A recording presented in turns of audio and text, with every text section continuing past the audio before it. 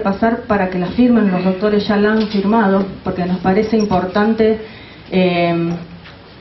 aunque sea una iniciativa para comenzar a denunciar un poco más con acciones todo esto que está pasando. Y después les voy a leer un mail de una mamá de La Leonesa, de la provincia del Chaco, que tuvo su hijo internado acá.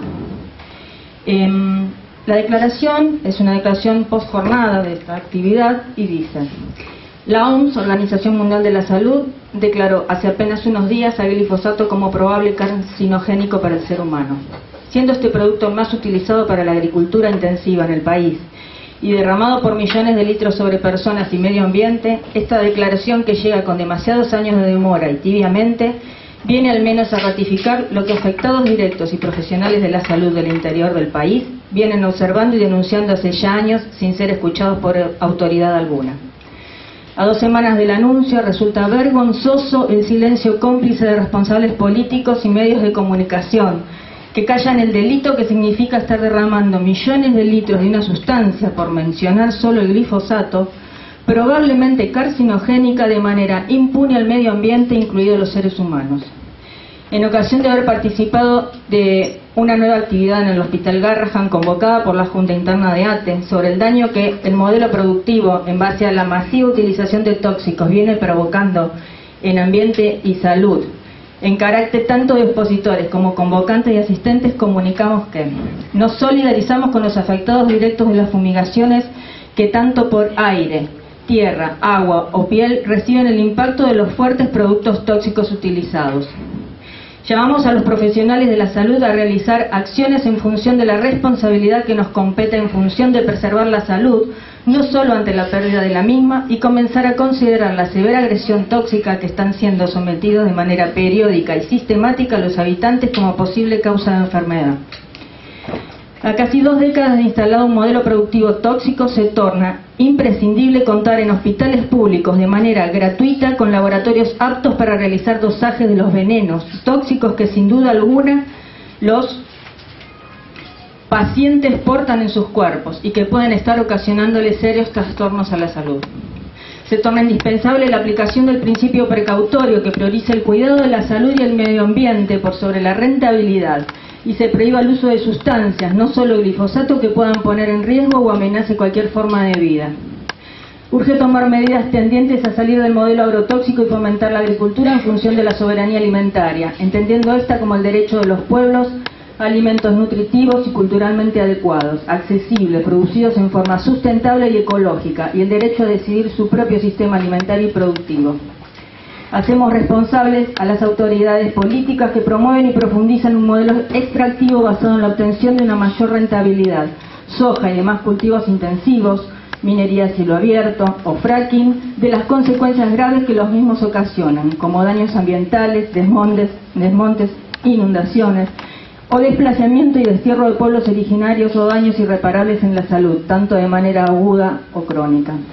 Y para terminar, algo que dijo Adolfo Pérez Esquivel cuando estaba en el juicio del barrio Ituzaingó, solidarizándose, dijo que las consecuencias que producen las fumigaciones con agroquímicos sobre la salud y la vida de las personas expuestas involuntariamente poseen la suficiente entidad como para ser calificadas como crímenes de lesa humanidad. Esto lo vamos a hacer correr para que el que lo quiera lo pueda firmar. La doctora Cebeso, el doctor Lucero y nosotros ya lo hemos firmado. Después lo vamos a difundir masivamente. Sí. Y este es un mail para mí muy valioso de una mamá que se llama Laura Masitelli, cuyo hijo se atendió acá de una leucemia, y yo la contacté en el año 2011. En el año 2011 comenzamos a hacer las primeras charlas en este hospital. Y cuando, a través de una nota del periodista Darío Aranda, por eso es tan importante lo que los medios de comunicación pueden decir, ella dice que en el Hospital Garrahan le habían deslizado, así como al pasar, que lo que le había pasado a su hijo podía tener que ver con las fumigaciones. Yo trato de contactarla y ella me escribe este mail que lo extiende hoy a las 2 de la mañana un poco más. Esta parte es del 2011. Dice: te agradezco por contactarme. Hace 9 años a mi hijo Iván, que en ese momento tenía 2 añitos, le diagnosticaron leucemia linfoblástica aguda. No te imaginas el terrible dolor que nos causó a mi esposo y a mí tal diagnóstico. Nos derivaron en forma urgente al hospital Garrahan. Tuvimos que viajar en avión porque mi hijo estaba tan grave que no soportaría un viaje en ómnibus. Nos quedamos en Buenos Aires 7 meses sin poder venir a Chaco. Iván realizó 2 años de quimioterapia, sesiones que se realizaban en el Garrahan y aquí en una clínica privada en Resistencia. Así que vivíamos viajando o internados porque Iván a veces se descompensaba. Luego de los 2 años seguimos viajando por los controles que debía realizarse. En una internación, creo que era en el sector azul 541, que es uno de los sectores de este hospital, no recuerdo bien el sector porque se internó tantas veces, un médico nos preguntó si vivíamos cerca de una zona productiva, porque tenían la certeza de que este tipo de leucemia era causa de un agente externo, se refería a los agroquímicos. Se veía mucho en niños que llegaban del interior del país que vivían en zonas fumigadas. Luego de eso caí en un estado depresivo profundo porque efectivamente a 2 cuadras de mi casa hay un establecimiento con plantaciones de arroz transgénico y una avioneta fumigaba. Yo le mostraba la avioneta a mi hijo porque se la veía perfectamente cuando sobrevolaba desde el patio del fondo de mi casa, pues no sabía que había arroz y menos que esa avioneta fumigaba. Me sentí tan culpable por no saber lo que ocurría en mi pueblo. Fueron años muy difíciles, pero salimos adelante. Iván por suerte no recuerda algunas cosas, pero las que le causaron muchísimo dolor las recuerda. Por ejemplo, las punciones de médula. Aún tiene algunas secuelas del tratamiento. Ya tiene 11 años, esto en 2011. Es altísimo y es mi gran orgullo. Lo amo con todo mi corazón y vamos a pelear junto con mi esposo ante las grandes corporaciones que casi me quitaron la posibilidad de ver su dulce sonrisa hoy. Luego hubieron más casos de leucemias y tumores sólidos en mi barrio y en el pueblo. Algunos fallecieron. No solo hay niños con cáncer, sino que también se registraron casos de nacimientos con malformaciones. Es terrible lo que ocurre aquí. El año pasado el médico de mi hijo me comentó que en la zona de Castelli y Gancedo, es el interior de Chaco, se registraban muchos nacimientos con malformación cardíaca y labio leporino. Allí están las producciones de soja y arroz. El doctor Horacio Lucero, biólogo molecular de la UNE, junto con la doctora Analía Otaño, pediatra, investigaron los casos y alertaron a las autoridades por las consecuencias negativas que traen los agroquímicos a las poblaciones cercanas. En Misiones el doctor Gómez de Mayo también informó y alertó a las autoridades, pero las autoridades no hacen nada porque algunos funcionarios son socios de los productores. Es importantísima la iniciativa e imprescindible que se trate el tema en los hospitales, pues así se evitará que tantos niños y sus familias sufran para que otros se llenen los bolsillos. Y lo extendió un poco más hoy a las 2 de la mañana. Dice, pero por favor Mechi, ¿podés leer la carta? Y podés agregar, si te parece que cuando Iván terminó su tratamiento tomamos la decisión de luchar para que no fumiguen en el barrio La Ralera, donde están las arroceras y donde vivimos nosotros. Realizamos denuncias en las instituciones competentes, Ministerio de Salud de la Nación, Legislatura Chaqueña, Ministerio de Medio Ambiente, Defensor del Pueblo de la Nación, Gendarmería Nacional, Fiscalía en Delito del Medio Ambiente. Presentamos un recurso de amparo porque aún así con todas las denuncias seguían fumigando, el cual resultó favorable a los vecinos. Demostramos que el productor violó todas las leyes, Ley General del Ambiente, de residuos peligrosos, de biocidas, de bosques nativos, ni siquiera había realizado un estudio de impacto ambiental. Todo esto por supuesto con la complicidad de los funcionarios locales, provinciales y nacionales. Somos los conejillos de India, somos la prueba que necesitan para saber que este modelo de producción contamina, enferma y mata. Yo tengo la suerte de tener a mi hijo, pero aquí hay madres que no corrieron con la misma suerte y deben ir todos los 2 de noviembre o en algún aniversario al cementerio a visitar la tumba de sus hijos. Todo esto no hubiese ocurrido si no existiera la codicia de unos pocos pobres ignorantes. No se dan cuenta que en la biodiversidad está la riqueza. Aprovecho la ocasión para saludar a los profesionales del Garrahan que salvaron la vida de mi hijo. Siempre estaré eternamente agradecida. Y como te escribí en una oportunidad, ustedes, bueno, dice que son ángeles de la guarda, pones de nuestros hijos, ¿no? Suerte Mechi, gracias por todo. Pero me parece que en esto encierra justamente un poco el nudo de la cuestión.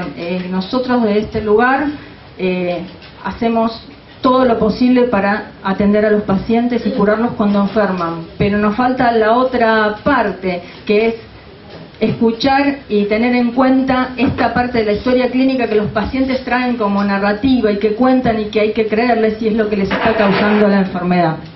Así que, bueno, no voy a dejar yo de hablar y vamos a presentar a los médicos acá presentes.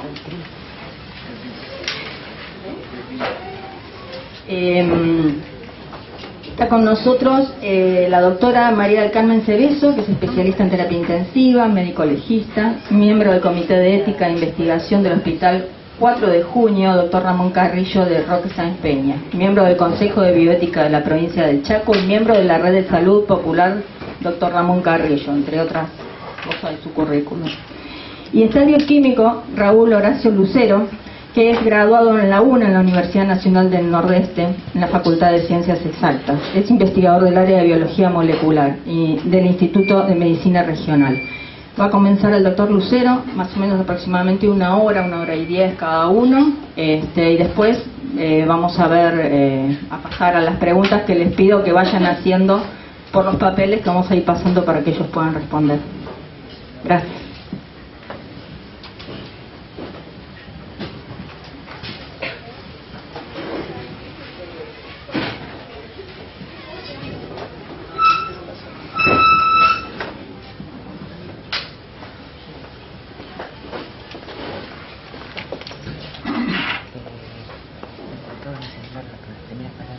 Bueno, muy buenos días. Gracias por estar acá. Veo muchas caras de gente que conozco y que aprecio y que admiro muchísimo. Me siento sumamente halagado y complacido que me hayan invitado.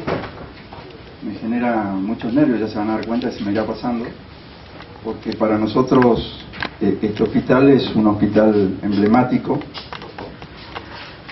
Y les voy a pedir 2 cosas. Primero, yo voy a contar cómo me involucré en esta problemática, de la cual es sumamente difícil involucrarse, porque como todas las cosas, cuando uno se involucra, tiene riesgos.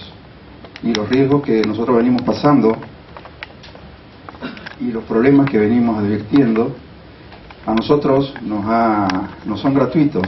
O sea, que nosotros digamos esto no es gratuito, es muy difícil desplazarnos para nosotros, estamos muy lejos. Y entonces yo evalúo muy bien dónde ir a dar estas charlas, porque en muchos lugares he tenido ambientes muy hostiles para hablar. Pero creo que la única manera de poder instalar el tema y discutirlo y hacerlo visible es que se genere un debate, porque cuando no se debaten los temas no existen, y si los temas no existen se invisibilizan. Y hace 3 días estamos hablando de que hay 3 padres de una criatura, de una bailarina que está en los medios de comunicación hace 2 o 3 días. De las cosas esenciales nos está hablando en el país. Este tendría que ser para nosotros un problema que debería estar en la tapa de todos los diarios, y sin embargo no está. Habida cuenta la declaración que hizo la Organización Mundial de la Salud, que nos dice a nosotros de que esto no es inocuo lo que están aplicando. Esos 300 millones de litros de plaguicidas que se están aplicando en la Argentina no es gratuito, y estamos aplicando un producto que probablemente, dicen ellos, es cancerígeno. Lo único que falta es tiempo para que se ratifique de que es cancerígeno en humanos, porque en animales ya se sabe que es cancerígeno hace mucho tiempo. Y entonces cuando me preguntan a mí los periodistas qué siento yo, si el otro día me preguntaron si yo estaba contento con que nos hayan dado la razón después de tantos años, nadie puede estar contento con una noticia así. Lo mejor que nos podría haber pasado a nosotros es que nos hayamos equivocado y que no hayamos estado expuestos 20 años a este tipo de problemas. Y en una ocasión, una autoridad de la provincia mía me advirtió de que yo tenía hijos chicos, que no siga con esta problemática, que esto tiene muchas lecturas, ¿no? Entonces yo le dije que yo lo hacía por mis hijos. Yo tengo 5 hijos, y en realidad El tema es que nosotros estamos comiendo muy mal hace mucho tiempo, pero hace 2 décadas. Mis hijos nacieron comiendo comida contaminada. Y yo no me voy a perdonar nunca si a ellos les pasa algo.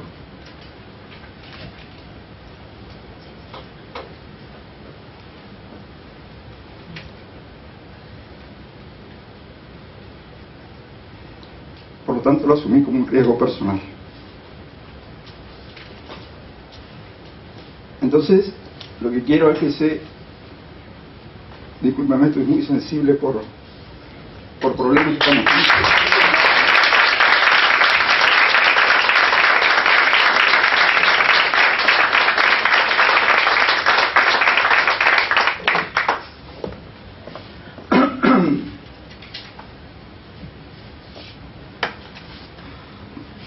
Bien, vamos a tratar de hacerlo ágil. A las 2:30 tenemos que terminar los 2 disertantes.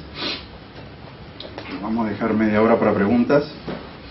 Y a partir de allí, bueno, yo tengo otro compromiso en provincia, o sea que tenemos que cumplir estrictamente los horarios. Entonces yo voy a empezar y voy a dar un pantallazo de cómo yo me involucré en esta problemática, cuáles son las cosas que estamos haciendo y las que vamos a hacer.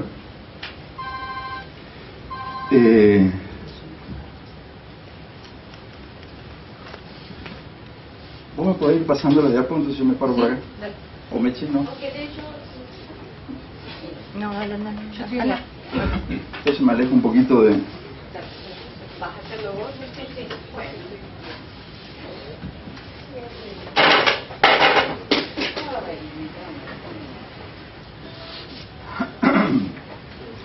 Muy bien.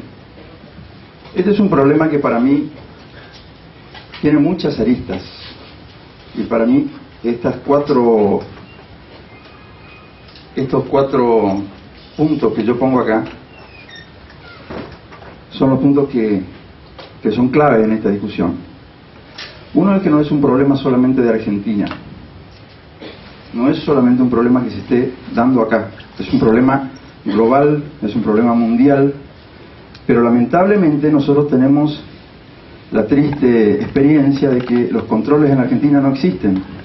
Entonces, como bien decía mi querido amigo Andrés Carrasco, esto es un experimento a cielo abierto, un experimento masivo, sin el consentimiento de las personas que están expuestas.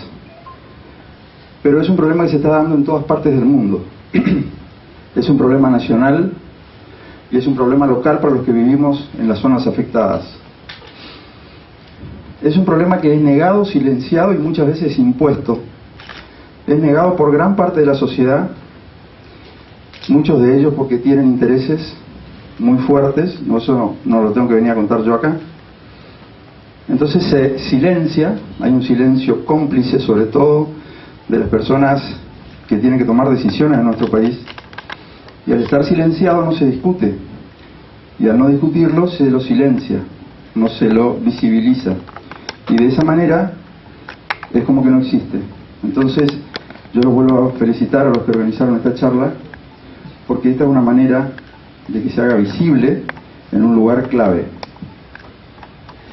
Y yo fui muchas veces a dar charlas donde había productores y yo sentí ese ambiente hostil y yo les pedí que respeten mi posición y que yo quería aprender de ellos. Entonces muchos de ellos me decían a mí de que era un problema impuesto. Ellos sabían de que había un problema, pero ellos se tenían que reconvertir a ese modelo de transgenia, por ejemplo de monocultivo, porque ya no les era rentable lo que hacían. Entonces tenían que hacer otra cosa y lo único rentable en este momento era el monocultivo.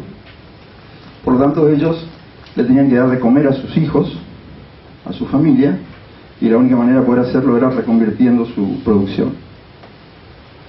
Por lo tanto, en muchos casos también es un problema impuesto, no solo acá, sino a nivel mundial. Hay problemas serios en la India de productores que se suicidan masivamente porque el monocultivo te hace comprar la semilla, que ellos también la patentan, y el agrotóxico que está vinculado a la semilla. De manera tal de que es un sistema muy perverso en el cual si vos después no tenés para financiar los grandes volúmenes de agroquímicos que necesitas, no puedes seguir produciendo. Por lo tanto, se los vuelve insostenible y muchos se suicidan en forma masiva. Pero hay mucha evidencia científica. A mí me gusta cuando dicen esto no está probado. El que dice que no está probado es porque no... Evidentemente la persona que dice eso tiene un interés en que esto no se pruebe. Es la única manera, porque si no, si uno busca la bibliografía y cosas que yo le voy a mostrar ahora, no puede decir de que no existen estudios científicos que están alertando de esto, hace muchos años. Que son los estudios, algunos de los que tuvo en cuenta ahora el Instituto de Investigación, la Agencia de Investigación en Cáncer, que es una rama de la Organización Mundial de la Salud, para poder catalogar a 4 o 5 venenos que se utilizan como cancerígenos. Y aparte, es un problema de aplicación de leyes que están escritas y que no se respetan, porque se podrían controlar en forma un poco más, digamos, de alguna manera eficaz, si se aplicaran las leyes que están escritas. Al menos en mi provincia existe una ley de biocidas que directamente no se cumple. La siguiente. Yo siempre muestro esta diapositiva porque yo cuento cuando yo me transformé en una persona involucrada con esta problemática. Y dice Stefan Hessel, que tiene un libro muy cortito, muy lindo, que se llama Indígnate. Él dice: la única manera de que vos puedas involucrarte en algo y cambiar es cuando te indignas por algo. Él fue una persona, es una persona que tomó parte de la resistencia francesa de los nazis y vio tanta injusticia y tanta matanza que participó de esa resistencia y finalmente terminó siendo el personaje en Francia y siendo uno de los fundadores de la Declaración de Derechos Humanos en todo el mundo.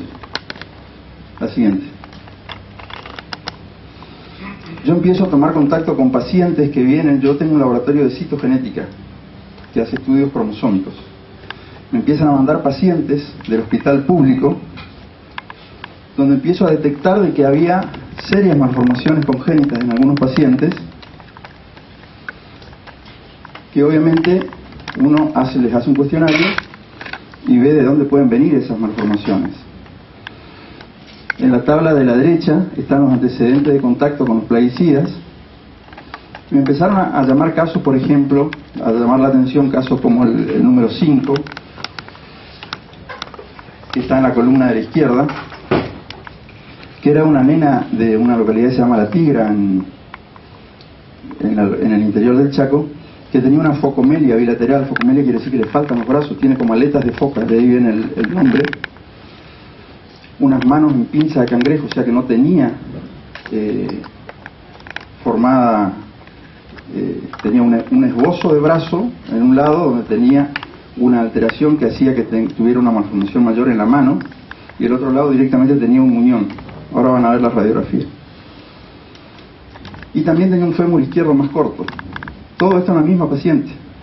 Entonces, a mí me enseñaron por lo menos de que hay un libro, cualquier libro de medicina, de genética, existen los teratógenos, que son aquellas sustancias que cuando interfieren de alguna manera en la edad gestacional, en los primeros días de la gestación, cuando se produce la organogénesis del embrión, pueden producir este tipo de malformaciones, que fue lo que pasó con algunos medicamentos que después se terminaron prohibiendo, ¿no? El tema es de que esa persona que tenía un cariotipo normal, porque yo le hacía los cariotipos para ver si no había anomalías de cromosomas numéricas, que son algunas aneuploidías, algunas alteraciones cromosómicas, pueden dar alguna alteración, pero no tan grosera como esta. Y la madre me contaba de que ella, primero me dijo cosechó, en realidad no es el término cosechar, ella trabajaba en el campo, mientras le sobrevolaba rutinariamente el avión fumigador, pulverizador, aplicando el veneno. Entonces, cuestión es que yo no tengo ninguna relación con el campo, no sabía que esto pasaba. Entonces, yo le pregunté si ella trabajaba estando embarazada. Y como minimizando, ella me decía, los trabajos yo los hice hasta que tuve la panza chica. Después, cuando empezó a agrandar, no trabajé más. Que justamente las primeras semanas de gestación son las más graves, ¿no?, para este tipo de exposición.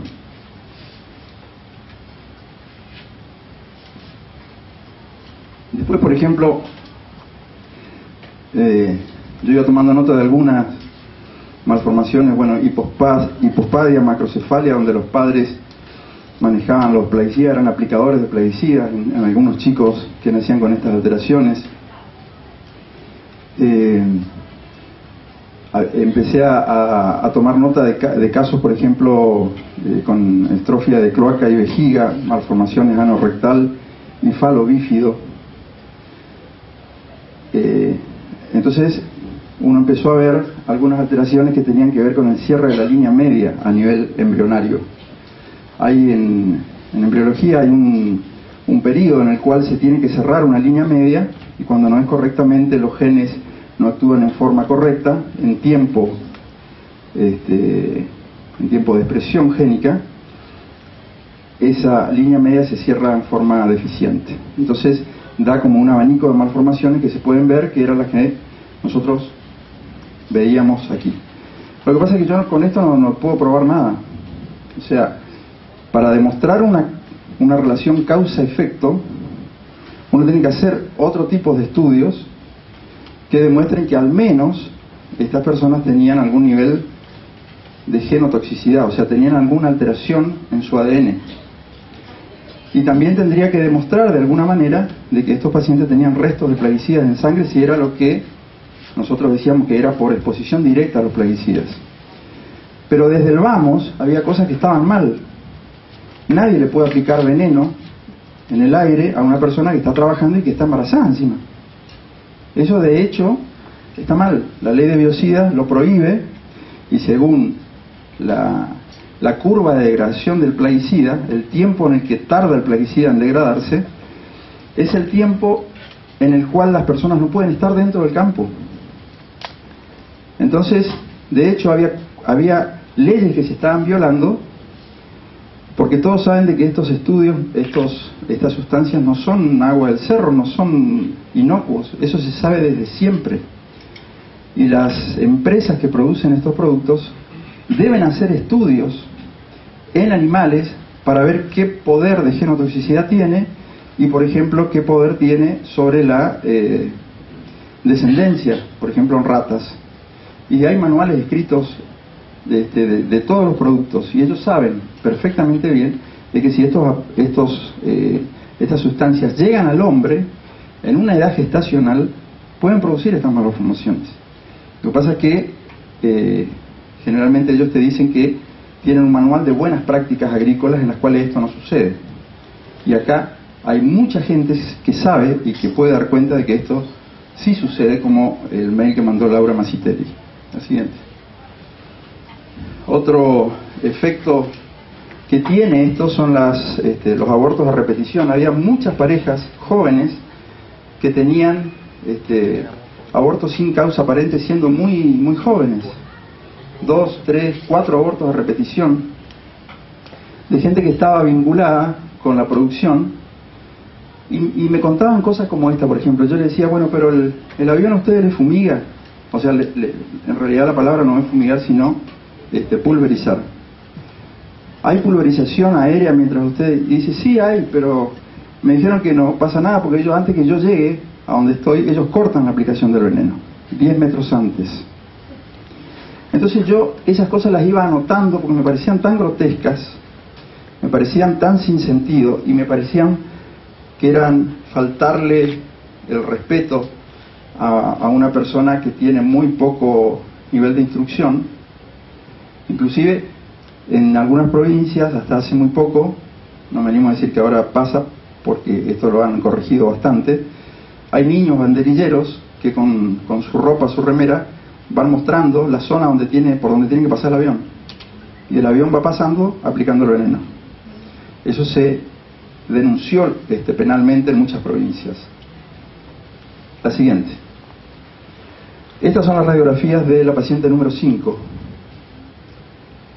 que tenía una sinostosis húmero-cubital, una mano en pinza de cangrejo, que es la primera foto de arriba, radiografía de arriba a la izquierda, agenesia de los metacarpianos, aplasia radiocubital, hipoplasia de húmero y acortamiento de fémur. Entonces, uno en realidad piensa de que estas malformaciones se ven después de un desastre nuclear, después de una liberación accidental de radiación, porque eso sí se sabe de que produce este tipo de cosas, pero uno no supone de que pueda haber una paciente que tenga todas estas malformaciones, en la cual yo no le pude sacar sangre del brazo porque no tenía brazo. Entonces yo no me puedo olvidar de esa paciente. Yo le tuve que sacar sangre de la yugular a este paciente para hacer el estudio. Ese fue el caso que dice Stephen Hessel, que te puede hacer un clic y te puede hacer cambiar y decir, yo después de saber estas cosas, que yo estoy seguro que esto se produjo por los plaguicidas, la cosa es probarlo. Porque te dicen, bueno, pudo haber otras cosas, hay otros contaminantes, perfecto. Sí, es cierto lo que usted dice. Pero de hecho, lo que usted me está contando es una situación totalmente anómala, no se puede dar una situación así en un campo. Entonces, después empecé a recibir más casos, porque yo empecé a leer cuáles eran los antecedentes que existían en el país y en el mundo que relataban algo parecido a esto. Esto era el año 93. La siguiente.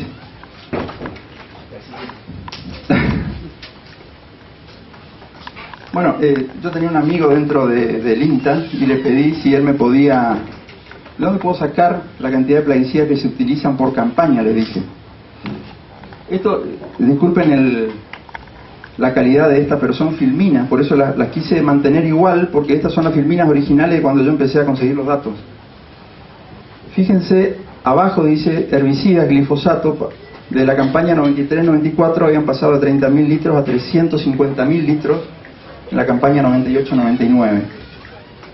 El endosulfán, que ya está prohibido por ser un disruptor endócrino comprobado, había pasado de una campaña 93-94, 40.000 litros de venta a 300.000 litros en la campaña 98-99. Y eran datos que a mí me conseguían bajo cuerda, porque me decían, mira, esto es una cuestión de que vos no digas que yo te di estos datos, como saben todos los que se metieron a investigar esto, ¿no? Siempre en todos los desastres humanitarios hay una gran cuota de silencio y complicidad, siempre. En todos los desastres humanos. La cosa es no pertenecer al grupo que se queda callado. La siguiente. Entonces empecé a buscar. Encontré datos muy llamativos, ¿no? Un caso testigo para la legislación norteamericana fue el caso del bebé Carlos Candelario, que nació en 2005 sin brazos ni piernas, con deformaciones espinales y pulmonales, causado por la exposición de su madre a múltiples pesticidas mientras trabajaba en las plantaciones de la empresa Agmart, se llamaba la empresa, cuando estaba embarazada. Un juzgado de Florida falló a favor de sus padres, Francisco Herrera y Abraham Candelario, para que la compañía le provee a Carlos el dinero necesario para la subsistencia por el resto de su vida. ¿Cuánto puede gastar este paciente para la subsistencia? ¿Y qué le puede representar a la empresa con todo lo que ganó? Habían detectado en la madre de este chiquito 6 tipos de plaguicidas, en los cuales 4 estaban prohibidos. Por lo tanto, hay un fallo que condena a la empresa, y hay algunos países que hacen cumplir estas condenas. La siguiente. El doctor Gómez Di Mayo, en Misiones, casi en la misma época que yo, empezó a dar cuenta de mielomeningocele, que es una alteración de la forma más grave de espina bífida, en pacientes que estaban ligados a la producción tabacalera en Misiones. La siguiente. Entonces, como yo comencé a ver de que había antecedentes de esto que yo estaba viendo, me presenté a la Comisión de Salud de la Cámara de Diputados en el año 2000. Quiero que tomen cuenta de las fechas, porque después dicen, ustedes tienen que hacer algo para aprobar esto. Fíjense cuánto tiempo llevamos. En el año 2000 yo me presenté al Comité de Salud de la Cámara de Diputados y les digo que les quería poner en conocimiento una problemática de magnitudes incalculables. Para mí ya en ese momento era algo muy difícil de poder calcular, para lo cual solicitamos la intervención para poder hallar un comienzo de solución, porque yo lo que les decía es de que existen pruebas de laboratorio que se pueden hacer en estos pacientes, pero se necesita mucho tiempo, mucha gente y mucho dinero. Y yo recién estaba entrando a la universidad en esta época. Yo tenía mi actividad privada y trabajaba en un laboratorio de salud pública. Dentro de salud pública de esto no se puede hablar. Las personas en el Chaco que hablaron de este tema sufrieron grandes persecuciones. Entonces tienen mucho miedo de dar los datos. Y salió un estudio oficial encarado, o encargado mejor dicho, por el propio Ejecutivo, que hizo que se tomen registros de las malformaciones y de los casos de cánceres dentro de los hospitales públicos. Cuando salió el dato, el ministro llamó al hospital y dijo que le manden otro informe y que ese informe lo rompan. Entonces eso le dijeron internamente a una directora del hospital, que le dijo, yo le puedo mandar de nuevo el informe, pero ¿sabe qué, doctor? Va a decir lo mismo, porque estos son registros de adentro del hospital. Esto no es ni una agrupación ambientalista, ni es un grupo de izquierda que está o un grupo opositor al gobierno. Somos nosotros los que estamos trabajando dentro del hospital los que sacamos las estadísticas. El informe nunca se reconoció como oficial. Acá está la doctora Cebeso, que intervino en esa comisión, con la doctora Nelia Otaño. Vos estuviste en la comisión esa. Se incorporó más tarde la doctora Cebeso. Ella después va a contar lo que sufrimos, lo que nos ponemos a hablar de este tema. La siguiente. Eso que yo conté no fue de ahora, no es el ministro actual, fue hace unos años bastante atrás. Entonces empecé a buscar qué antecedentes existían de esta problemática. Lo del doctor Gómez Di Maio, que empezó a encontrar una frecuencia de mienomeningocele de 5 por 1000 nacimientos, cuando el ECLAM daba mucho menos de esto, que es el organismo oficial que dice cuáles son las estadísticas a nivel latinoamericano. El doctor Rodolfo Páramo en Malabrigo empezó a ver muchas más malformaciones en su zona, y cuando hubo un movimiento social que pudo de alguna manera limitar la producción de agroquímicos o la aplicación, las malformaciones bajaron mucho. La presentación mía, que la hice en diputados y en senadores en el año 2000. Después había exposición paterna a pesticidas y malformaciones congénitas en la descendencia, de un estudio cubano. El doctor Roque Gianfelice, Darío Gianfelice, que estuvo acá, que ella estaba advirtiendo esto del uso inadecuado de los venenos agroquímicos. El intendente de San Cristóbal en Santa Fe, que detectó en el primer semestre de 2005 11 malformados. Cuestiones que empiezan a salir de toda lógica. En las petacas se denunciaba a la Secretaría de Trabajo niños banderilleros, donde el 50% de la población con alergia, morbilidad por cáncer aumentada en el 2005. En el barrio Ituzaingó de Córdoba, ustedes ya lo escucharon a Medardo acá,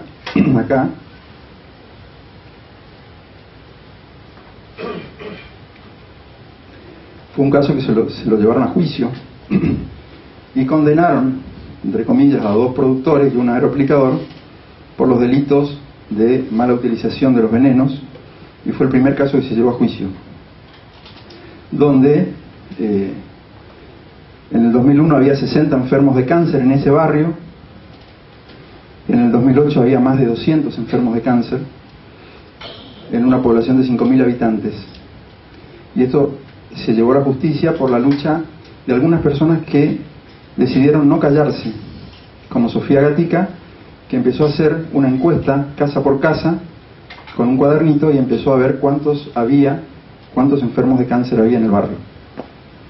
Cosas que no son muy difíciles. Y un epidemiólogo te puede decir, bueno, no son estudios estandarizados, no son... Es cierto, pero tenemos que empezar por algo. Son cuestiones que están saliendo. Recién me dijo un periodista, a quien admiro mucho, que está acá,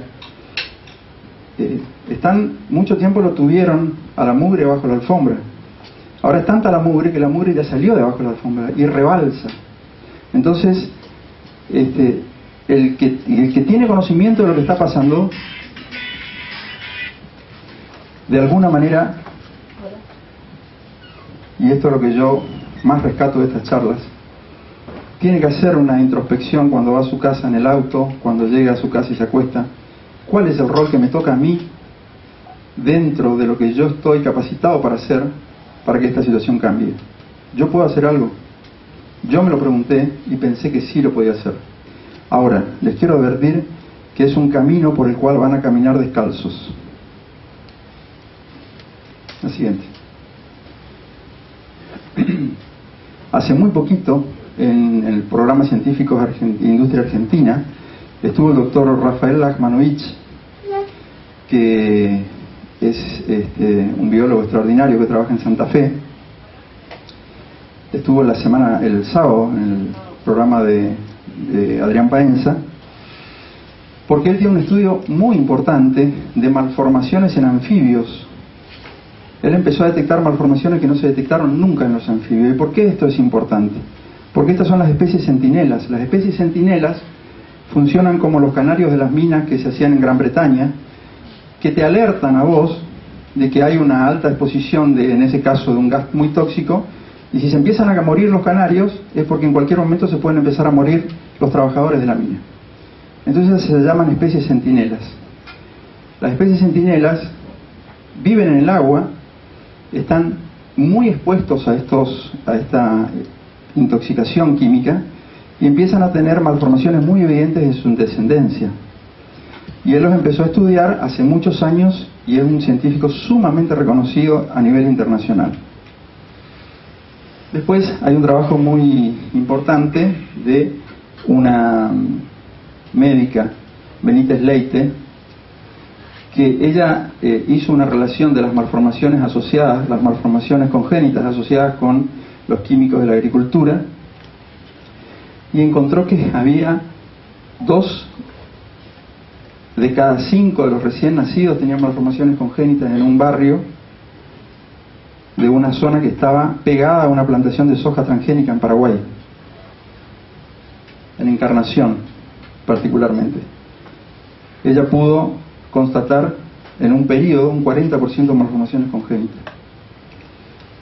Entonces hizo un estudio para ver cuáles eran las relaciones que existían entre el contacto de esa gente con los plaguicidas, y ahora le voy a mostrar algunos de los resultados. Después, bueno, el doctor Alejandro Oliva, excelente endocrinólogo de Argentina también, que está en Rosario, hizo una relación entre la salud reproductiva y los factores ambientales en poblaciones rurales de la pampa húmeda y detectó una incidencia 20 veces aumentada de malformaciones urogenitales y triplicación de cánceres de testículo y ovario en la zona que estudió, íntimamente relacionada a la alta producción, sobre todo con organismos genéticamente modificados.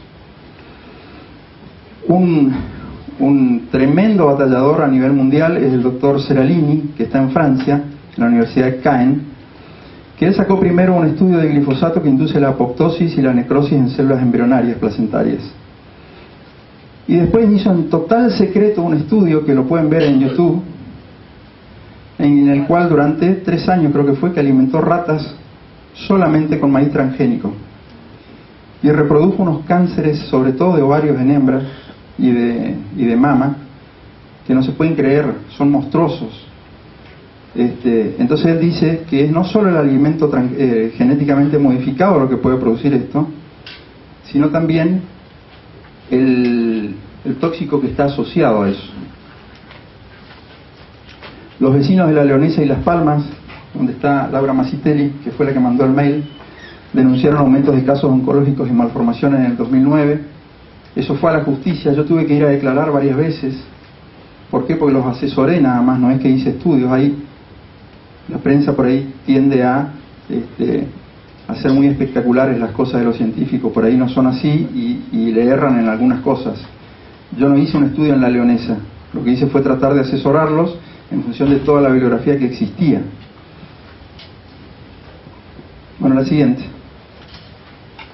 Esto, por ejemplo, son las clasificaciones de las malformaciones congénitas en el Hospital de Encarnación que detectó la doctora Benítez Leite. ¿Y cuáles eran las cosas que le llamó la atención a Andrés Carrasco? Andrés Carrasco tomó esta diapositiva y él marcó con un círculo las alteraciones, anencefalia, aplasia de apéndices preauriculares, fasias anormales, microcefalia, malformaciones múltiples, tumoración de cuello, pivot, mielomeningocele.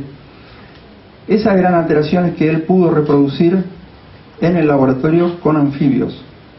¿Por qué? Porque todos te preguntan, bueno, ¿en las ranas puede producir esto, con el humano no? Ah, perfecto, entonces ¿vos qué querés que yo experimente con humanos? ¿Vos querés que haga este estudio con humanos? Bueno, dale a Miguel, yo no, en este momento no está.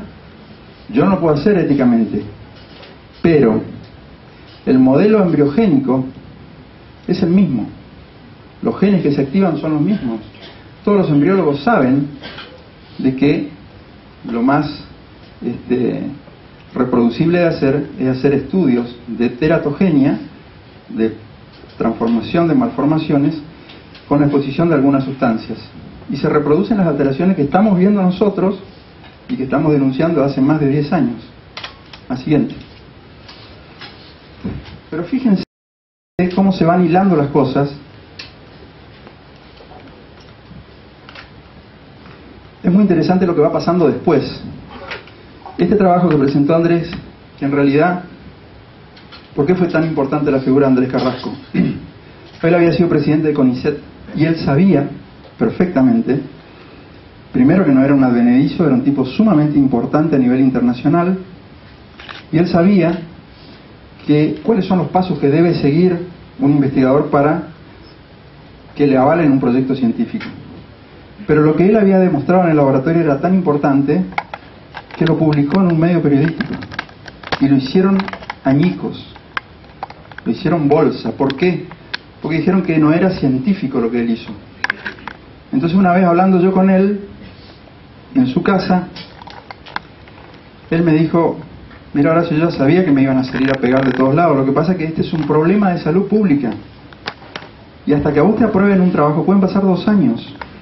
¿Quiénes son los primeros que se tienen que enterar de este problema? El público. Entonces, él, como lo hizo primero público en un medio de comunicación y se filtró por internet y se viralizó, como dicen ahora, el problema fue de que lo desacreditaron muchísimo y después que se enteró todo el mundo, ahí se dio el lujo de publicarlo y lo siguieron atacando. Pero Andrés, ¿qué hizo?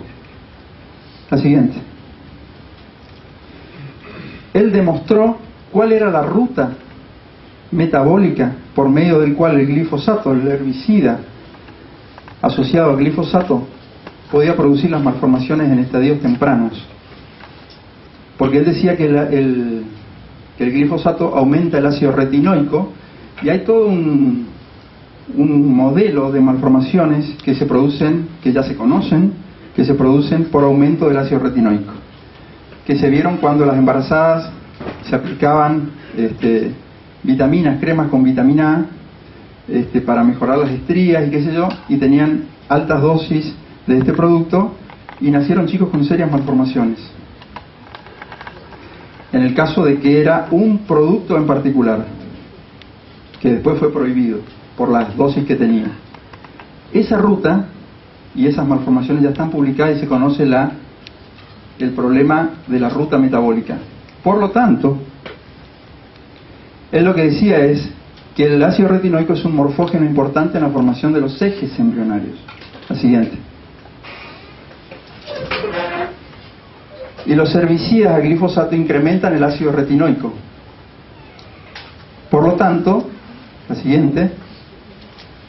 Dale nomás hasta que aparezca todo. El glifosato podía interferir con una familia de enzimas que se llaman citocromo P450. Acuérdense de este nombre porque lo vamos a volver a ver ahora.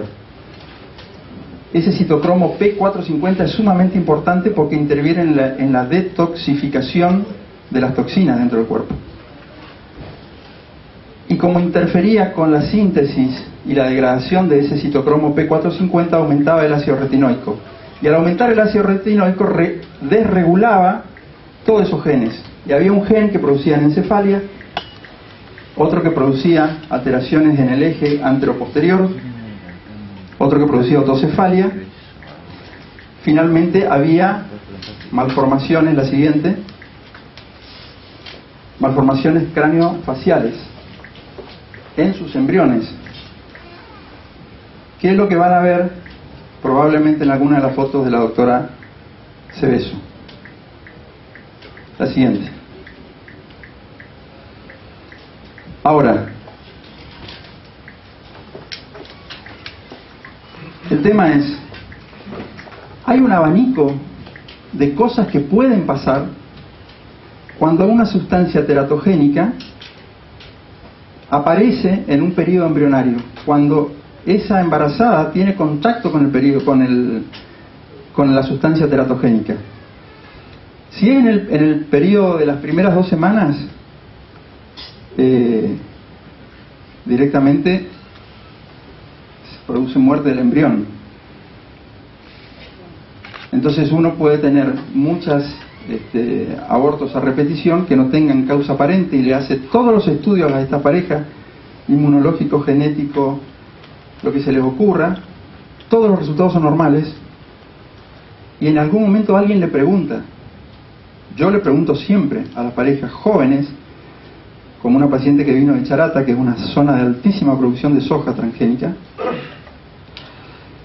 si había más casos como el de ella. Ella había tenido 4 abortos a repetición, y me dijo, somos 6 amigas, una sola, somos todas de la misma edad, tenían 26 años, 26, 28 años, una sola tuvo hijos, normalmente, todas las otras tenemos este problema. ¿Y de dónde se conocen? Del barrio. Todas vivían en una zona que estaba pegada a los campos que pulverizan en forma rutinaria, sin respetar las distancias por las cuales vos tenés que respetar la gente que está viviendo al lado de estos campos. El siguiente. Perdón, déjale. Esos son los abortos, pero después, de la semana 3 a la semana 8, puede haber alteraciones a nivel cardíaca, alteraciones a nivel de los miembros superiores e inferiores, alteraciones en los ojos, y esas son malformaciones mayores, y a partir de la semana 8 en adelante, hasta el periodo, digamos, del parto, si continúa o si se produce ahí el contacto con una sustancia química muy fuerte, los efectos van a ser ya menores, como por ejemplo alteraciones a nivel del sistema nervioso central. Si yo les muestro las estadísticas, esto también le estamos pidiendo que estudie a las personas, yo les muestro las estadísticas de la cantidad de escuelas especiales que se han inaugurado en el Chaco para poder darle lugar a la cantidad de chicos con discapacidades mentales, es altísimo. Y el gobierno se ufana de decir, hemos hecho este año 20 escuelas más. Entonces digo yo, che loco, ¿alguien se va a poner a estudiar por qué pasan estas cosas? Porque nosotros estamos hablando de cosas evitables. Cuando se hace se inaugura, como hace unos años, un instituto oncológico en la Argentina para atender enfermos oncológicos, yo digo, ¿quién habla de la prevención del cáncer? Hay cosas que vienen con nuestra tara genética, con nuestra impronta genética, que no vamos a zafar. Por ejemplo, al que le gusta los medios, el caso de Angelina Jolie. Ella ya nació con una predisposición genética que sabe que tiene una mutación en su genoma, que si adquiere la segunda mutación, lo más probable es que haga cáncer de mama o de ovario. Entonces, ¿Qué es lo preventivo? Sacarse la mama y sacarse los ovarios. Contra eso vos no podés ir, porque esa es tu información genética. El tema es, ¿qué haces con las cosas que se pueden evitar? Estas son cosas evitables. Entonces vos decís, bueno, no puede ser. Uno se aplica un desodorante y cree que eso que se está poniendo es seguro. Entonces, si después de un tiempo alguien sale a decir, che, los desodorantes tienen tal... Y entonces uno dice, bueno, ¿y cuándo me iban a avisar a mí? ¿Cuándo le iban a avisar a la gente? La industria no te va a avisar cuáles son los riesgos que tienen. Nunca te los va a avisar. Y las demostraciones empiezan por la parte epidemiológica. Cuando se detectó que el HPV 58, que es uno de los virus asociados al cáncer de cuello uterino, aparte del 16 y el 18, que son los virus de mayor circulación en la Argentina, y se determinó que ese virus es oncogénico, ¿cómo se hizo? Se hizo por estudios epidemiológicos. Tardaron una década entera para darse cuenta de que, más de una década, llevan 2 décadas haciendo estudios para tratar de demostrar de que cómo hace el HPV 58 para producir cáncer. Pero está ya ratificado como un cancerígeno. Entonces uno se hace un estudio de biología molecular, tipifica el virus y sabe si es un tipo de alto riesgo o bajo riesgo oncogénico, y ahí sabe qué conducta médica seguir. Pues bien, ¿qué pasa en este caso? Cuando se están aplicando millones de litros de una sustancia que nos avisan ahora de que es probablemente cancerígena. Esa la disquisición esa de probablemente o posiblemente, que le vengan a decir a una madre de estas, como Laura Massitelli, che, es probablemente cancerígeno. Bueno, me tocó a mí, yo tengo el 100%. Porque me tocó a mí, al que le toca, cuando te toca a vos tenés el 100%. Entonces las determinaciones empiezan por una acumulación de datos que hacen de que la epidemiología rebalse. Y esto es lo que está pasando con la Organización Mundial de la Salud. Ahora demostraron lo del cáncer. ¿Cuánto va a pasar para decir, esto también produce malformaciones? Ojo, pero eso lo sabemos todos desde hace muchísimo tiempo. La siguiente.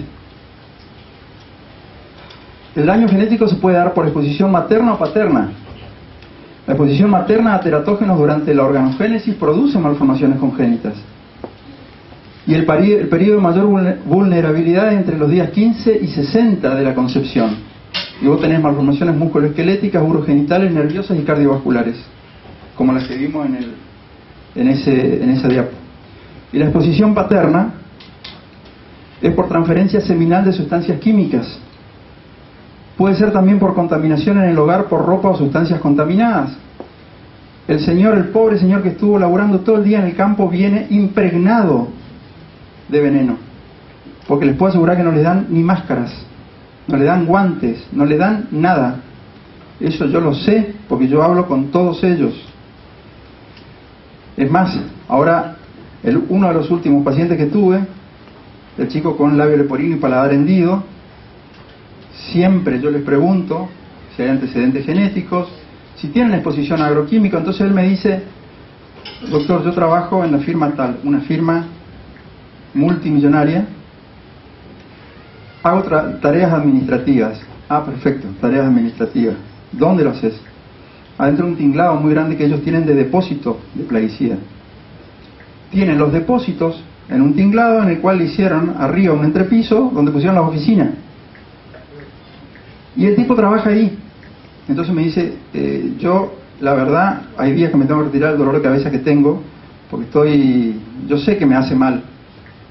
Entonces, él está recibiendo una dosis altísima de una mezcla de plaguicidas que tienen un alto poder de evaporación y que cuando se están almacenando todos juntos, se forman unos cócteles que nadie sabe qué es lo que puede ocurrir cuando se mezclan, ya sea por vía aérea, por vía gaseosa, o en el caso de la aplicación en terreno, como ocurre. La siguiente. Bien, llegamos a la última parte, que va a tardar un ratito, pero ¿para qué sirven los estudios de genotoxicidad entonces? Porque uno dice, bueno, ¿qué hacemos con esto? ¿Cómo podemos demostrarlo nosotros? ¿Yo tengo que esperar 10 años más para demostrar esto? cuando a mí me dicen que esto es probablemente cancerígeno? Entonces yo digo, yo puedo utilizar la genotoxicidad, los estudios de genotoxicidad, que es el proceso por el cual un agente produce un efecto deleterio sobre el ADN y otros blancos celulares que controlan la integridad del material genético. La siguiente. Dale más. Dale. Estos estudios se conocen desde hace muchísimo tiempo. ¿Y para qué sirven?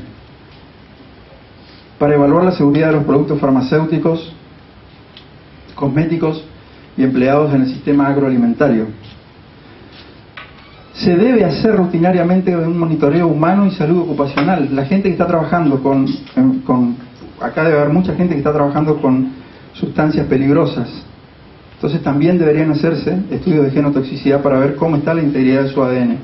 ¿Por qué? Porque cuando se detectan cambios a nivel de genotoxicidad, son cambios que todavía son reversibles. ¿Qué quiere decir esto?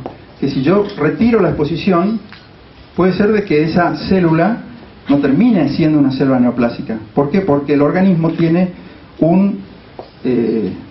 una maquinaria de reparación del ADN. Por lo tanto, hay muchas mutaciones que se reparan siempre y cuando vos estés metiéndole en forma rutinaria dosis crónica de algún agente genotóxico. ¿Se entiende? Es para el monitoreo medioambiental y evaluar la relación entre genotoxicidad y carcinogénesis. Para eso sirven estos estudios. La siguiente. Dale todo. Dale. Más. Ese es un estudio argentino. La siguiente. Se hace una revisión de un total de 50 investigaciones revisadas. Por eso yo les digo, ahora empecemos a hablar de qué pruebas científicas hay. Como te dicen, todo esto no está aprobado. No está aprobado, mirate esto y decime. De un total de 50 investigaciones revisadas, esto fue hace unos años ya, 36 reportaron resultados positivos entre ¿qué? Entre algunos marcadores de genotoxicidad, ahora van a ver cuáles son, y la exposición a plaguicidas. 92% positivos para aberraciones cromosómicas, que son un tipo de biomarcadores que se utilizan para hacer estos estudios. 64% para micronúcleos y 100% para estudios de ensayo cometa, se llama, que es un estudio donde uno hace una electroforesis de una célula y puede ver la cola de migración del ADN, que según el tamaño de la cola, el ADN está más o menos degradado. Es un estudio muy lindo, no requiere tanta especialización, pero sí tiempo y presupuesto. Se llama ensayo cometa.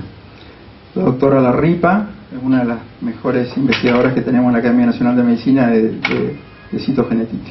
La siguiente. Pero, acá también estuvo Delia Ayasa hablando hace un tiempo. Y la Organización Mundial de la Salud, cuando sacó el informe de hace 2 semanas, no tuvo en cuenta los trabajos argentinos, tuvo en cuenta algunos trabajos colombianos, por ejemplo. Pero los trabajos que están haciendo en la Universidad Nacional de Río Cuarto son sumamente importantes y tienen muchísimas publicaciones al respecto, y es el grupo que más trabaja en genotoxicidad. En población expuesta empezaron, o sea que era población expuesta porque ellos eran los aplicadores. Y hace 2 semanas salió un estudio en niños. Las aberraciones cromosómicas en trabajadores rurales de la provincia de Córdoba. La siguiente, ahora vamos a ver las cifras, porque nosotros tomamos ese trabajo del Instituto que hace genotoxicidad en la Universidad Nacional de Río Cuarto, porque yo les explico una cosa. Muchos me dicen, ¿cuáles son tus antecedentes en este tema? ¿Por qué yo busco publicaciones tuyas de este tema y no hay? Eso me lo han dicho. ¿Saben por qué? Porque mi formación es la citogenética. Después me volqué a la biología molecular y empecé con un proyecto de Chagas. Y me atrapó no solo la biología molecular del parásito de Chagas, sino que tampoco después, lamentablemente, la persona que tiene alguna inclinación hacia lo social nunca va a poder escapar de eso. Porque yo creo que la investigación lúdica no existe. Si vos te pones a investigar la pared de una célula durante 50 años y eso no tiene proyección hacia la comunidad, vos estás investigando nada. Lo único que te está dando a vos es para vivir.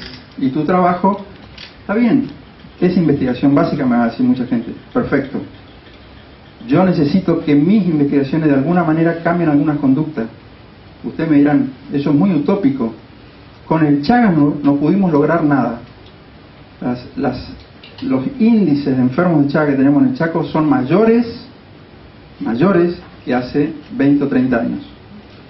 ¿Por qué? Porque están los señores políticos que son los que manejan los fondos. Y son los que, cuando alguien hace algo bien, el que viene echa por tierra todo eso y no se mantienen en el tiempo las acciones de interrupción del vector que transmite la enfermedad de Chagas. Entonces, cuando apareció esta problemática, a mí me pegó tan duro, porque yo lo vi en el laboratorio privado, que dije, yo algo tengo que hacer dentro de la universidad. Entonces, después de haber presentado en la Cámara de Diputados un proyecto en el cual yo dije, yo quiero hacer algo que demuestre la relación causa-efecto, ¿cuándo lo pude hacer? En el año 2014 empezamos a trabajar. Yo presenté la nota en el 2000.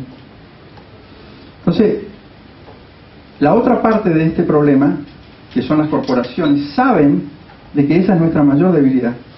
La mayor debilidad nuestra es que nos falta tenacidad, nos falta presupuesto, y estamos dispersos en un montón de cosas, porque el investigador tiene que tener 3 trabajos para poder vivir. Los que están en las corporaciones saben de que el tiempo es su mejor aliado y que la falta de tenacidad nuestra también es el mejor aliado de ellos. Por lo tanto, juegan mucho con eso. Entonces les digo de nuevo, la clave es la tenacidad de la gente que está haciendo esto, y que es un camino sumamente arduo que hay que recorrer, que yo creo que está dando ahora algunas señas de frutos de la lucha que estamos teniendo. Nosotros,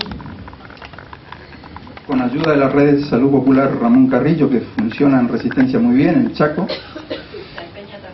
Saspeña también, en el Chaco dije, a través de la doctora Cebeso, hemos conseguido algunas muestras de pacientes de una localidad que se llama Aviateray, que en el lenguaje com quiere decir Monte Grande, que como Napená y Campo Largo y algunas zonas muy complicadas de la provincia, tienen en común que están rodeados de campos en los que se realizan siembras transgénicas. ¿Por qué digo transgénico? Acá hay mucha gente que sabe lo que es el alimento transgénico. Pero para los que no lo saben, el alimento transgénico tiene incorporado un gen de resistencia hacia, en este caso, el herbicida glifosato. Por lo cual, le pueden tirar muchísimos litros de glifosato por hectárea y lo único que va a crecer es el que tiene el organismo genéticamente modificado. Todo lo otro se va a morir. Por lo tanto, es un sistema que extrae del suelo hasta la última gota. Sigue la misma lógica que la minería. O sea, extraer del suelo lo máximo que se puede extraer sin importar cómo queda el suelo. ¿Estamos? Sigue una lógica productivista que es sumamente perversa, porque además desplaza a mucha gente, contamina el medio ambiente y cambia muchos parámetros medioambientales. Todo lo que está pasando en Argentina no es casual. Fíjense dónde se están produciendo las grandes inundaciones. Y díganme de qué viven esas provincias donde se están produciendo las grandes inundaciones. Los bosques son esponjas naturales que pueden absorber las aguas de lluvia. Si vos te quedaste sin bosque, ¿a dónde va el agua? Si tu piso es como asfalto, no penetra el agua, porque vos desertificaste todo. Entonces, la lógica es que estamos yendo hacia un suicidio espectacular como especie, y se los puedo asegurar. Entonces el tema es que reaccionemos de alguna manera, y los únicos que vamos a hablar de los efectos de la salud de este modelo son los que estamos en salud. No esperen que alguien hable de salud, de indicadores de salud. Por eso les vuelvo a decir, si ustedes están acá les agradezco si tienen una posición o si tienen otra. A mí no me interesa la posición que tengan. Les agradezco que estén acá, porque una vez en el mes, o no sé hace cuánto se viene haciendo esto, ustedes lo están discutiendo a esto. Y eso tiene que pasar, porque ustedes son un equipo de salud. Somos los únicos que vamos a poder hablar de salud de este problema. La siguiente. Encargamos un proyecto el año pasado de evaluación de daño genético en poblaciones expuestas, donde el director era Andrés Carrasco y el codirector era yo. Por supuesto que cuando presentamos el proyecto no salió, no nos dieron el presupuesto. Y con Andrés ya nos reíamos porque sabíamos que no nos iban a dar, pero después desistieron 2 o 3 becarios y subió mi becaria y empezó. Después falleció Andrés Carrasco y quedé yo como director. Entonces, en honor a él también, esta lucha no hay que abandonarla. La siguiente. Y nosotros hacemos micronúcleos y aberraciones cromosómicas. Esto es muy técnico, pero al que le interese les puedo explicar cómo se hace. Acá hay bioquímicos.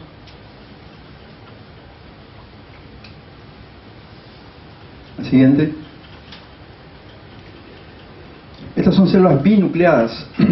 La célula, cuando uno hace un cultivo celular y le agrega una sustancia para que entre en una división celular, se divide el núcleo y también se divide el citoplasma. Si vos le agregás una sustancia que impide la división del citoplasma, se divide solo el núcleo. Entonces quedan una célula con 2 núcleos. La célula que está dañada, porque tiene alguna alteración, le aparecen los micronúcleos, que son estos. Que en realidad son pedazos de cromosomas que se rompieron, o fragmentos acéntricos que se rompieron, que no se incorporaron al núcleo. ¿Por qué? Porque tienen un daño en el ADN. El problema es que vos tenés que contar 1000 células por paciente, porque todos me dicen, ¿cuántos pacientes tenés? 12. ¿Y cuánto hace que están haciendo esto? Y hace mucho tiempo, porque somos 2. En Río Cuarto tienen 23 investigadores que están haciendo esto. Nosotros somos 2 y mi becaria está terminando su beca. Hay que contar 1000 células por paciente, 1000 células binucleadas, contar los micronúcleos y sacar un porcentaje. Y después hay que contar 100 células, la siguiente, que tengan división en metafase de cromosomas y ver si los cromosomas están rotos. Entonces vos tenés que estudiar cromosoma por cromosoma y ver si tiene roto un bracito o si tiene roto todo el cromosoma. Entonces vos expresás las aberraciones cromosómicas como porcentaje y decís, este paciente tiene tanto porcentaje de aberraciones cromosómicas. La siguiente. Estos son datos preliminares porque analizamos un poco más de la mitad de los pacientes, pero ya vimos, por ejemplo, esto por supuesto hay que hacerlo en gente expuesta y hay que hacerlo en gente no expuesta, porque todos te van a decir, bueno, sí, vos viste un aumento en la genotoxicidad. ¿Qué pasa con los que no están expuestos? Perfecto. Para eso está la población control. Entonces vos tenés en la población control los micronúcleos, que son porcentaje MN que dice ahí. Nosotros vimos aumentado casi 4 veces entre la población expuesta y la población control. O sea, tienen casi 4 veces más micronúcleos los que están expuestos a plaguicidas. Y están expuestos, ¿por qué? Porque están calle de por medio. La doctora conoce dónde viven porque ellos fueron los que sacaron las muestras. El trabajo de Benítez Leite de Paraguay lo hizo en niños, y en niños es muy linda la técnica porque no le sacas sangre, le haces con un hisopado de la boca. Le haces un hisopado bucal y ves los micronúcleos en células epiteliales. Por lo tanto no es un método invasivo, se hace bastante bien. Y ella vio 5% aproximadamente en expuestos y 1,8%, algo parecido al nuestro, en el grupo control. Después está el trabajo de Gentile, que es uno de los investigadores de Río Cuarto, que ellos ya trabajaron sobre aplicadores de venenos, ¿sí? Ellos son trabajadores rurales. Son muy interesantes los trabajos de Río Cuarto porque ellos trabajaron en muchas localidades de Córdoba y encontraron en todos los grupos de aplicadores que tenían un porcentaje más o menos del 15% contra 7% del grupo control. Pero fíjense que se eleva más la cantidad. Y otro trabajo de Martínez, que es un mexicano, hay muchos trabajos de esto, yo no los puse a todos, encontró 2,8 en expuestos y 0,3 en control. Para las aberraciones cromosómicas, que es lo que está abajo, nosotros encontramos casi el doble de aberraciones cromosómicas en el grupo expuesto contra el grupo control. Mañas, que es Fernando Mañas, un investigador muy joven que trabaja con Delia Iasa, encontró 11% en expuestos y 5 en controles. Y Cuenca, que son investigadores de Costa Rica, tienen un problema sumamente serio con las bananeras, con los agrotóxicos muy deleterios para el ADN que usan allí. Encontró 16% en expuestos y 6 en control. Entonces, ¿qué dice? Esta es una revisión bibliográfica de los biomarcadores de daños genéticos en poblaciones humanas expuestas, que se hizo en el año 2012 y la hizo Delia Iasa con Fernando Mañas en Río Cuarto. Y ellos analizaron 100 trabajos donde se analizan los biomarcadores asociados a la exposición a plaguicidas. La siguiente. Existen suficientes evidencias experimentales y epidemiológicas que demuestran que el daño genético produce mutaciones y que el proceso cancerígeno se inicia y se favorece por la presencia de las mutaciones en oncogenes. Los oncogenes son genes que tenemos todos, nada más que cuando se desregulan producen crecimiento neoplásico. Y deben tener un balance muy bueno entre los oncogenes y los genes supresores de tumores, así se llama. Los compuestos químicos empleados en la agricultura podrían ser los responsables, esto año 2012, podrían ser los responsables de la elevada incidencia de cáncer de labio, estómago, cerebro, próstata, tejido conectivo, linfático y hematopoyético en trabajadores agrícolas. Esto lo dijo el investigador Kuder ya en 1998. Y las evidencias se van acumulando, por eso les digo yo, fíjense los años y los trabajos. Las lesiones del material genético pueden aumentar el riesgo de padecer cáncer, problemas reproductivos o que se desarrollen malformaciones en la descendencia. Por este motivo, el uso de biomarcadores es útil para detectar el daño genético temprano, donde ese nivel de daño es todavía reversible, sumamente importante. Si vos haces estos estudios y detectás de que esa persona está algunos pasos antes de producir un crecimiento neoplásico, de alguna manera hay que cambiar la conducta o el hábitat de esa persona para que no llegue a que pase lo peor, ¿no? La siguiente. De los 100 trabajos que analizaron, 73 se informa un incremento en la frecuencia de aberraciones cromosómicas, micronúcleos y daño al ADN, cuantificado por el ensayo Cometa, que yo les dije que era el más sensible de todos, o por intercambio de cromátides hermanas, que es otra técnica muy interesante, en linfocitos de sangre o células de la mucosa bucal. La siguiente, seguimos porque...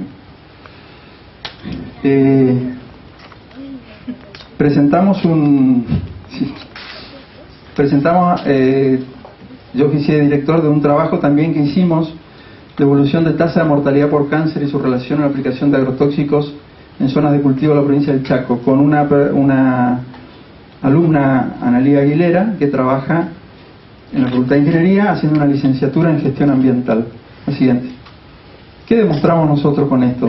Estos son datos nomás, no hay ningún estudio de laboratorio. ¿Cómo fue evolucionando la tasa de mortalidad en algunas localidades? Y fíjense acá una cosa interesante esos son los departamentos de abajo, la tasa de mortalidad está por colores. Fíjense, nuestros abuelos decían antes que era muy sano vivir en el campo. Actualmente se sabe de que las localidades del interior tienen bastante aumentada la tasa de mortalidad en relación al departamento de San Fernando, que no hay aplicación de agroquímicos, que es donde está resistencia. La siguiente. San Lorenzo y General Belgrano son los que más malformaciones hay y más cáncer hay. San Lorenzo y... anda para atrás, a ver. En distintos son lugares chiquitos donde se bueno, Belgrano, ahí tenemos Plaza, que es una exageración, y después tenemos San Lorenzo y General Belgrano. Sí, nosotros lo que vimos que las tasas de mortalidad están bastante más aumentadas en las zonas que tienen que son más chiquitas, que tienen menor densidad poblacional y por lo tanto la exposición a los químicos es mayor por habitante. ¿Está? Y después hicimos algunas curvas para relacionar la cantidad de glifosato. ¿Por qué decimos glifosato? ¿Por qué el glifosato está en el ojo de la tormenta? Porque es el herbicida por excelencia que se utiliza en los organismos genéticamente modificados. Y vimos una variación bastante interesante. En el año 2007 hay un aumento que no lo pudimos explicar por qué. Porque sembraron más y porque se sembró más de soja. De soja transgénica. La siguiente. Después empezaron Hay que ver la cotización en bolsa de la soja, Sí. te vas a dar cuenta. Ahora hay datos que nosotros no manejamos, Y ¿no? el año siguiente llegó a $500 En la bolsa de Chicago. Sigamos por tonelada. La siguiente. Claro. Y eso. Bueno, hay leyes de biocida que prohíben la aplicación aérea de productos agroquímicos a una distancia inferior a 1500 metros. Díganme qué diferencia hay entre esto y que te aplican el veneno arriba, cuando vos estás dentro del campo. O sea, las leyes están en mi provincia. En la mayoría de las provincias existen leyes escritas que, bueno, es como si no existieran, ¿no? La siguiente, iba a decir otra cosa, pero iba a quedar mal. Raúl, entre que Lauken se hizo hace poquito una muestra de Vamos a dejar las preguntas para después, por favor, porque si no, no hacemos a tiempo con la disposición. Después. Decime. ¿Sí? Se demostró que a 30 metros llegan, no a 1500 la deriva. Sí. Bueno. Esta escuela es una escuela rural. Fíjense dónde está. Esta es una imagen satelital de una escuela que está La 182. en la 182. Fíjense dónde está. Está metido en un campo de soja. Por eso, cuando ustedes me dicen a mí, esto no puede estar pasando, ahora van a entender por qué pasan estas cosas. ¿Por qué el defensor del pueblo de la nación, mandó un documento a todas las universidades para ver quién estaba trabajando en este grupo? Porque estaba en esta problemática, porque había demasiadas denuncias de maestras rurales que denuncian que los fumigan a los chicos cuando están en el recreo. Entonces, no hablemos de tonterías, hablemos de cosas que pasan. Yo les vengo a contar cosas que ocurren, que no se las van a decir a ustedes, no van a aparecer en los diarios. Van a aparecer las maestras quejándose abajo en un copete chiquitito. La siguiente, seguí, porque quiero mostrar una cosa antes de que terminemos. Seguí. Para, anda para atrás. Una más. Se juntaron unos expertos que son los que escriben los libros de genética que yo leí. El doctor Suzuki, por ejemplo, una eminencia a nivel mundial, 27 expertos a nivel mundial, y dijeron ellos, ¿qué dijeron? Instamos a todos los gobiernos a que tomen debidamente en cuenta la evidencia científica sustancial de los peligros reales o presuntos que surgen de la tecnología de los organismos genéticamente modificados, para imponer una moratoria inmediata sobre nuevas emisiones al medio ambiente. Instamos a todos los gobiernos a rechazar los cultivos transgénicos en base de que son peligrosos y contrarios a un uso ecológicamente sostenible. La siguiente. ¿Qué pasa en la Argentina? El Plan Alimentario Nacional dispone para la próxima década un incremento de la superficie agrícola del orden del 27%, incorporando al modelo agrícola 10 millones de hectáreas a las actuales 34 millones de hectáreas con organismos genéticamente modificados, de los cuales el 71% está dedicado a producir el 100% de maíz, soja y algodón con semillas transgénicas. O sea, esto se viene para un problema tremendo, es un problema de salud pública global, pero en la Argentina lo que está pasando es un escándalo que tendría que estar en la tapa de todos los diarios, ¿no? Y seguimos discutiendo quién es el padre del hijo de Gisela Bernal. Siguiente. Este es el estudio de la OMS que dice, que habla de la carcinogenicidad del glifosato, y dice al final el glifosato y las formulaciones de glifosato, esto está sacado tal cual, induce el daño en el DNA y en los cromosomas, en mamíferos. ¿Nosotros somos mamíferos, sí o no? Sí. Bueno. Y en humanos, en células in vitro, dice, ¿no? Un estudio reporta incrementos de los marcadores en sangre de daño cromosómico, que son los micronúcleos, en residentes de varias comunidades después de la aplicación de las formulaciones de glifosato. El único estudio que vieron ellos fueron de los colombianos. No vieron los estudios de Delia y Asa, que hace muchísimo que están trabajando en Río Cuarto. La siguiente. Y ahora, este es el último trabajo de ellos que encontraron en Córdoba. Esto se está publicando ahora en la revista Archivos de Pediatría, que creo que ya salió.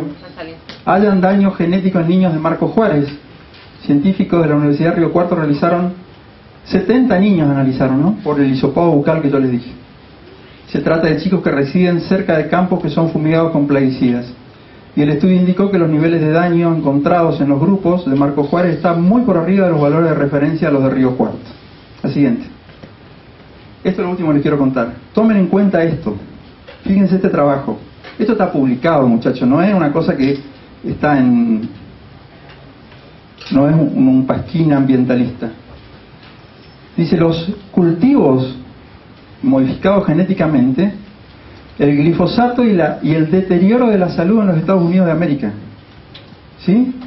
Dice, un incremento muy importante en la incidencia y en la prevalencia de las enfermedades crónicas han sido reportados en Estados Unidos después de en los últimos 20 años. Similares incrementos se han visto en forma global. Y el herbicida glifosato fue introducido en el 74 en Estados Unidos. Acá fue hasta a partir del 96. La evidencia es cada vez más creciente, dicen ellos, de que el glifosato interfiere con muchos procesos metabólicos en plantas y animales. Y que los residuos de glifosato han sido detectados en ambos. Acá no está Daniel Marino. No vino, ¿no? Él está en La Plata. El doctor Daniel Marino encontró glifosato en el agua de lluvia.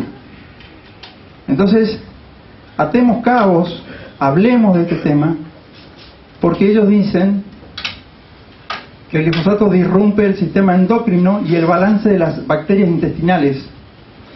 Y el daño en el DNA conduce a mutaciones que finalmente pueden producir cáncer. Una más. Entonces ellos hablan de que ¿cuál es el mecanismo que sugieren? Allá arriba está. Interfieren con el citocromo P450 que dijo Andrés Carrasco hace tiempo. Y citan el trabajo de Andrés Carrasco. Por eso fue tan importante para nosotros. La siguiente. Dale nomás. Y acá en este otro artículo de la revista Toxicology hablan de glifosato y la ruta de las enfermedades modernas, como la intolerancia al gluten, la enfermedad de celiaquía, que está viendo, para cualquiera que recibe pacientes, está viendo cada vez más.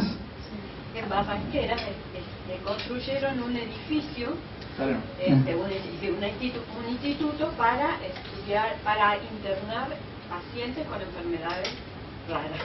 Sí. La siguiente. Lo último. Los estudios de biología molecular y genética son los primeros marcadores que te cantan cuáles son los problemas que se pueden observar.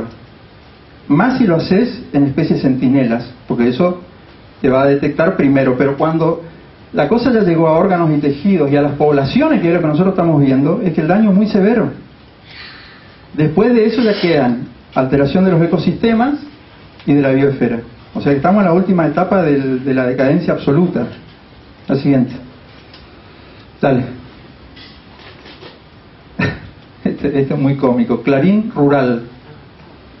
El 30% de los agroquímicos impactan el objetivo. El resto se pierde por fallas de pulverización. ¿A dónde se pierde? ¿Dónde va?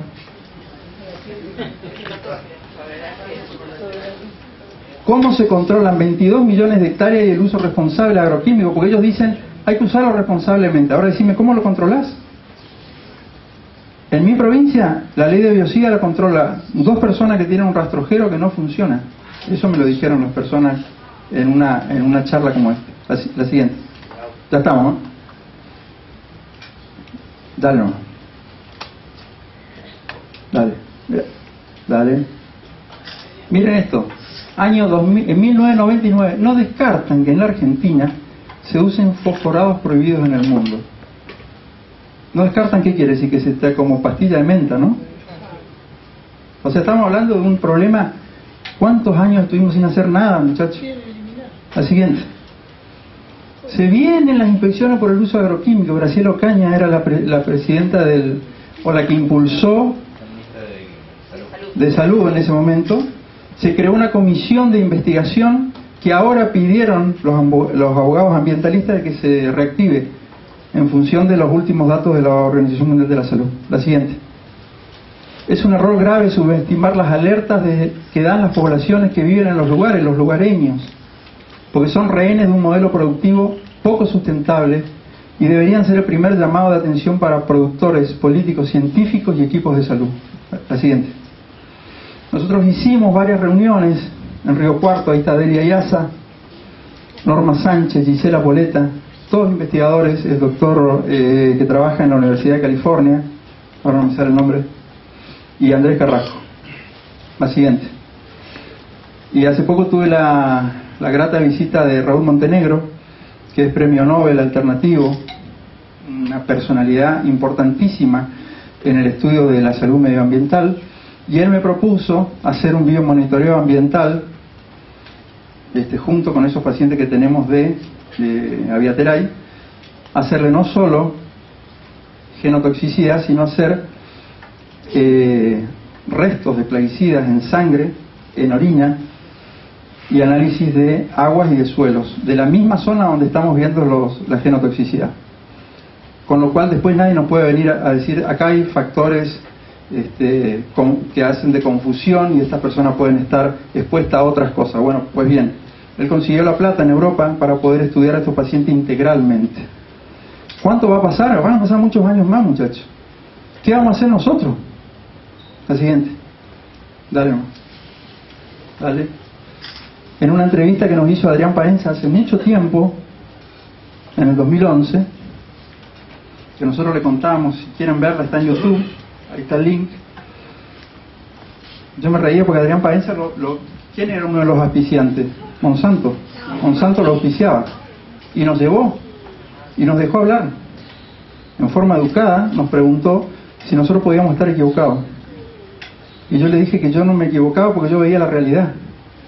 Y Andrés le dijo, la realidad que él ve indica que lo que está ocurriendo. Nadie va a venir a pedirle a un investigador, cuando se están muriendo de cáncer, que haga pruebas de laboratorio. Porque existe lo que se llama el principio precautorio en la legislación medioambiental, que dice que si vos estás aplicando algo que tiene alguna sospecha de que puede ser deleterio para la salud del humano, tenés que interrumpir la aplicación hasta tanto se tengan pruebas. Eso dice el principio precautorio. ¿Vale? El costo de la acción es solo una fracción del precio de la negligencia. ¿Sí? El costo de la acción es solo una fracción del precio de la negligencia. Dale. La última y una más. Nosotros tenemos que discutir qué modelo de país queremos, qué queremos para nuestros hijos y qué le estamos dejando a las generaciones venideras. No.